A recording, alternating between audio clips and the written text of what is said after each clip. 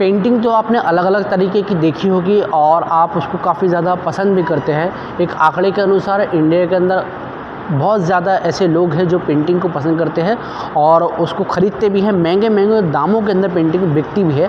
और हमारे साथ में एक ऐसी पेंटिंग कलाकार है, आप जो बाजू में पेंटिंग देख रहे हैं, ये इन्हीं के हाथ की बनाई है।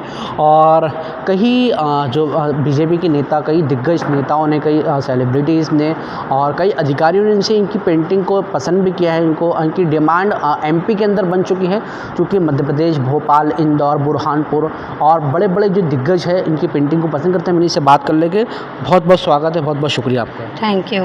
मैडम ये बताइए कि किस तरीके से आपकी शुरुआत हुई इस पेंटिंग बनाने की, और थोड़ा-सा जर्नी बताइए थोड़ी-सी। मेरा नाम श्रेया शर्मा है। हमारी हवेली है श्री गोकुल चंद्र मांझी मंदिर की। होली के दिन हमारे वहाँ पे 40 दिन उत्सव खेले जाते हैं। तो एक सफ़ेद पर्दे पे हम गुलाल से डिज़ाइन बनाते हैं। तो बस हमारे बड़े पापा को हमने देखा कि वो डिज़ाइंस बनाते हैं, हरे कृष्ण मुखिया जी। तो हमने भी एक बार ट्राई करा था तो बहुत अच्छी बनी।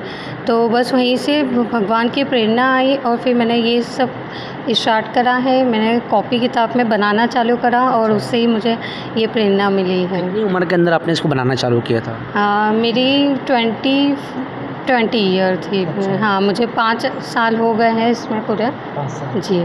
तो 5 साल के अंदर, क्योंकि एक अगर पेंटिंग की बात करें तो एक ये एक ऐसा प्रोफेशन है कि बहुत कम लोग इसमें सक्सेस हो पाते हैं। लेकिन अब आपने जो है 5 साल के अंदर इतनी ग्रोथ कर ली है, या आपने बताया जैसे कि, तो क्यों उनको इस आपकी पेंटिंग को पसंद किया और आपसे बाय किया है? मेरी पेंटिंग तो ऐसे बहुत से लोगों ने ली है, पर मेन जैसे अर्चना चिट्टी जी है, अपने विधायक जी, उन्होंने भी मेरी पेंटिंग को बहुत पसंद करा था। और उनके वहाँ पे अभी वेडिंग का काम था तो उन्होंने मुझे पूरा कॉन्ट्रैक्ट दिया था पेंटिंग का। और जो स्टेज सजा था उनके वहाँ पे, तो वो भी मेरे द्वारा ही सजाया गया था पेंटिंग से ही। और फिर इसके बाद मुझे बिंदु दारा सिंह जी ने बुलाया था, तो उन्होंने भी मेरी पेंटिंग को बहुत पसंद करा था। और कैलाश विजयवर्गीय जी भी आए थे मेरे कार्यक्रम में, तो उनको भी बहुत अच्छी लगी। ऐसे पंचायत की जो हीरोइन थे वो भी मेरे पेंटिंग के लिए आकर उन्होंने पसंद करी और उन्होंने ली भी है मुझसे पेंटिंग्स। तो चूँकि उन लोगों को आप क्या संदेश देना चाहेंगे जो पेंटिंग के क्षेत्र में आगे आना चाहते हैं? हाँ, मैं चाहती हूँ कि अगर आपके पास कला है तो आप उसे आगे करिए। क्योंकि अगर हम जॉब ये सब तो हर कोई करता है, पर अपनी कला, अपने अंदर जो हुनर है, अगर हम उसी के साथ चलते रहेंगे। मैंने भी कभी नहीं सोचा था कि मैं आज इस लेवल पे आ पाऊँगी, पर मैंने उसको कंटिन्यू करा और मैं चाहती हूँ कि मैं आगे भी इसको कंटिन्यू करूँ। और मुझसे जो कला के प्रति जो भाव रखते हैं तो वो भी आगे बढ़े, मुझे देख के भी वो उनको इंस्पिरेशन मिले कि हाँ, हम ये काम कर सकते हैं। तो मैं बहुत दिल से चाहती हूँ कि सब इस कला में जो भी है, ज़रूरी नहीं है सिर्फ यही कला, जी किसी को सिंगिंग में होता है, किसी को डांस में होता है, तो वो कला भी आप आगे लेकर आइए। आपने बताया जिस तरीके से आपने कुछ केंद्र के नेताओं को भी उनकी तस्वीरें बना के भेजी, तो कौन-कौन से वो लोग हैं? मैंने नरेंद्र मोदी जी की भी बनाई है और राहुल गांधी जी की भी बनाई है। राहुल गांधी जी यहाँ आए थे तो उनको भी मैंने मेरे द्वारा नहीं, पर किसी और के द्वारा उनके पास पहुँची थी। जी, जी।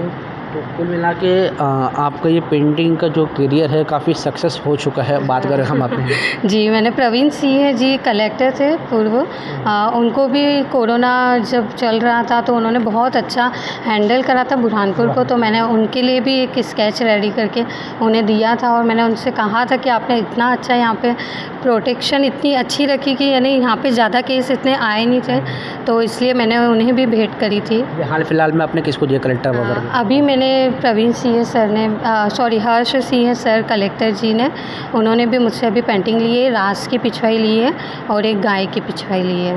पेंटिंग की अगर बात करें तो क्या क्या उसमें आप दर्शाते हैं? क्योंकि एक पेंटिंग ऐसा एक होता है कि बहुत कुछ उससे समझाया जा सकता है, उससे दर्शाया जा सकता है। जो इंसान बोल नहीं सकता वो पेंटिंग से समझ जाता है कि इसमें क्या है। तो आप ऐसी पेंटिंग में क्या क्या आपने दर्शाया है? हमारी पेंटिंग एक्चुअली पिछवाई पेंटिंग है। ये जितनी भी कृष्ण ने लीलाएँ करी है, उस टाइम पे उस लीला को हम अपने हाथों से दर्शाते हैं। और ये जो कलर्स है इसमें ये सब प्राकृतिक रंग है।